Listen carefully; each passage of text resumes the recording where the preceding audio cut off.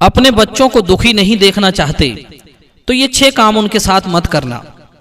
मित्रों, कहते हैं इंसान क्या, हर जीव जंतु अपने बच्चों को खुश देखना चाहता है, उन्हें आगे बढ़ता हुआ देखना चाहता है, उन्हें अपने पैरों पर खड़ा देखना चाहता है, उन्हें हष्ट-पुष्ट और निरोग देखना चाहता है, उन्हें शारीरिक और मानसिक रूप से स्वस्थ देखना चाहता है, उन्हें तरक्की करते हुए देखना चाहता है, उन्हें अपना नाम करते हुए देखना चाहता है, उन्हें हर हाल में खुशहाल देखना चाहता है।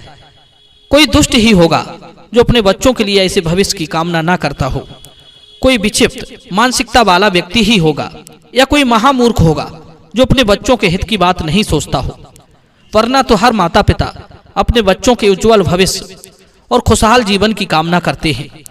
मित्रों, जब हम अपनी औलाद के लिए इतना सब कुछ चाहते हैं तो हमें कुछ बातों को ध्यान में रखकर चलना चाहिए ताकि आपके बच्चों के मार्ग में आप कोई बाधा ना बन जाए, आपकी कुछ गलतियों की वजह से उनका विकास न थम जाए, आपके कुछ बुरे व्यवहार के चलते उनका जीवन गरीबी लाचारी में न डूब जाए, आपके बच्चों का खुशहाल जीवन आपके अवगुणों के बोझ तले दबकर ना रह जाए, आपकी कुछ गलतियां उनके लिए मुसीबत ना बन जाए।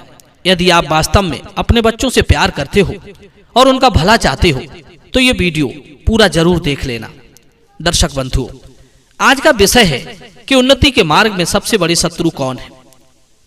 मित्रों, एक बार की बात है, किसी व्यक्ति ने बाज के घोंसले से एक बाज का अंडा उठाकर मुर्गी के अंडों में रख दिया। कुछ समय बाद उन अंडों से चूजे उत्पन्न हुए। समय के साथ बाज का अंडा भी खिल उठा, उससे एक बाज का बच्चा उत्पन्न हुआ।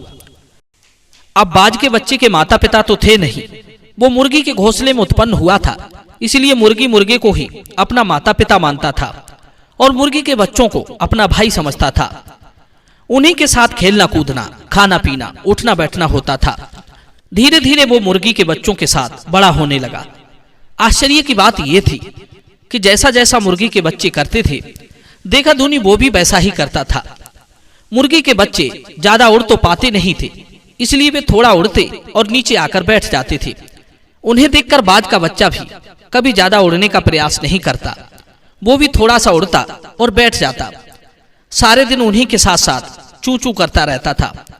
उसे ये ज्ञान ही नहीं था कि मैं एक मुर्गी का बच्चा नहीं, बाज का बच्चा हूं। जो बाज आसमान की गहराइयों में उड़ान भरा करते हैं।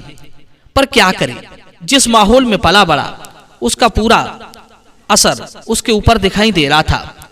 उसके चारों ओर का माहौल मुर्गा मुर्गियों से भरा हुआ था, इसलिए स्वयं को भी मुर्गा मान बैठा था।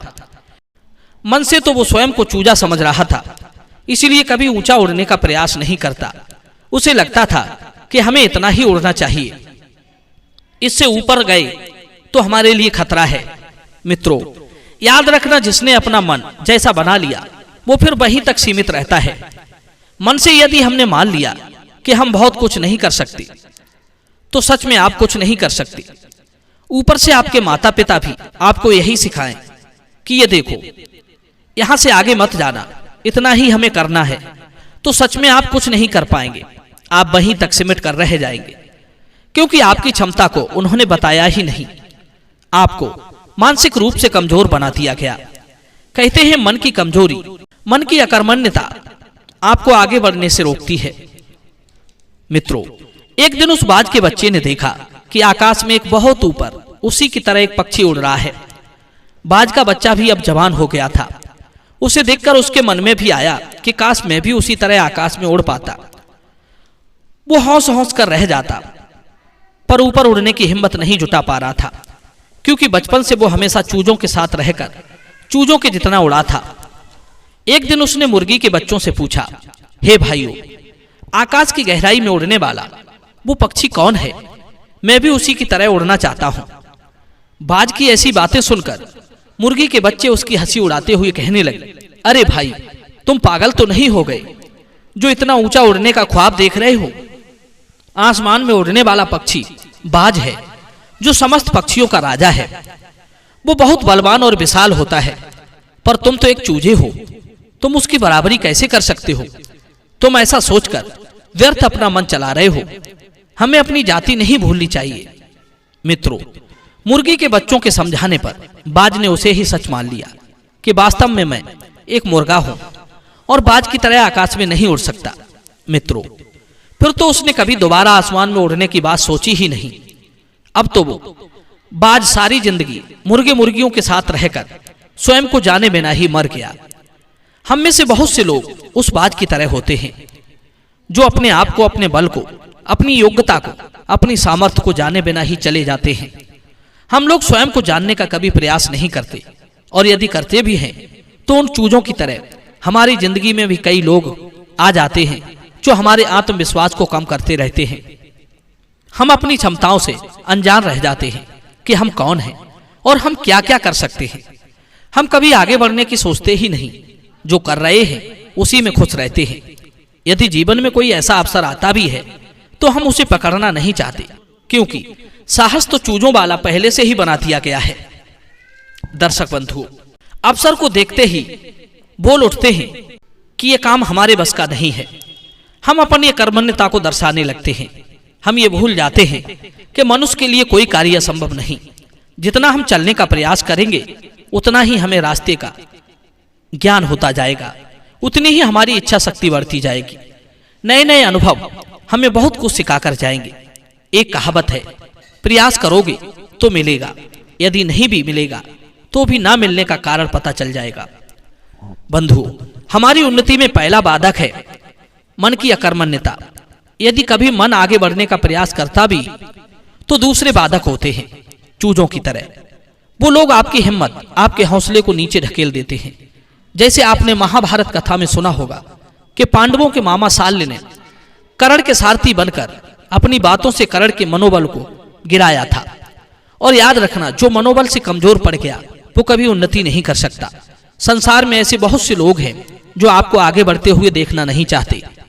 वही लोग आपके मनोबल को गिराने का प्रयास करते हैं। उन्नति का तीसरा शत्रु है आलस्य। कहते हैं जो आलसी होता है वो मौका मिलने पर भी करने योग्य कार्य नहीं करता, इसीलिए उसका कार्य सिद्ध नहीं हो पाता है। और ऐसा व्यक्ति वंश सहित, साथी सहित और परिवार सहित नष्ट हो जाता है।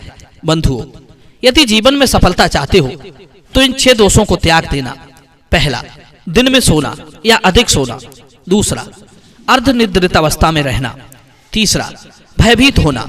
चौथा, क्रोध करना। पांचवा, आलसी रहना। और छठवां, कम समय में होने वाले कार्य को देर लगाकर करना।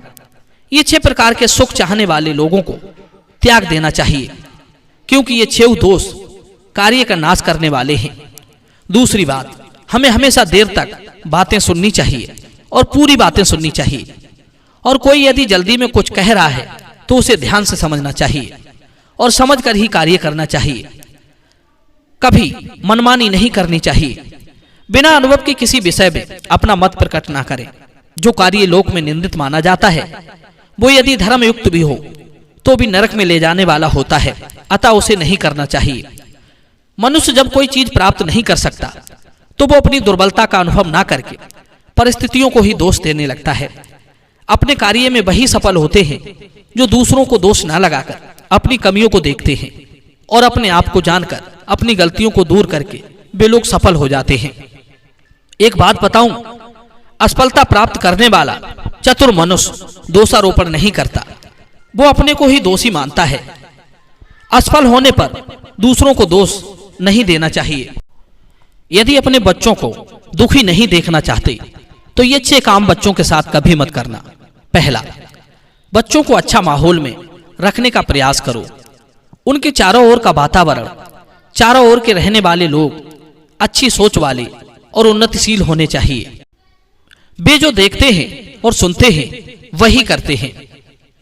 नंबर 2, किसी बात को लेकर उन्हें बार बार ताना नहीं मारना चाहिए। ताना मारने से वे हौसलों से कमजोर हो जाते हैं। नंबर 3, बच्चों का कभी मजाक ना उड़ाएं। ऐसा करने से उनका आत्मविश्वास गिर जाता है।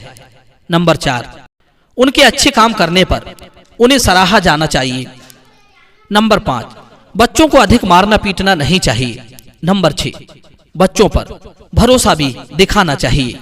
दर्शक बंधु, मैं उम्मीद करता हूं ये वीडियो आपको जरूर पसंद आया होगा। तो चलिए वीडियो को लाइक कीजिए और मिलते हैं अगली वीडियो में एक नई चर्चा के साथ। आप सभी का बहुत बहुत धन्यवाद। जय श्री कृष्ण।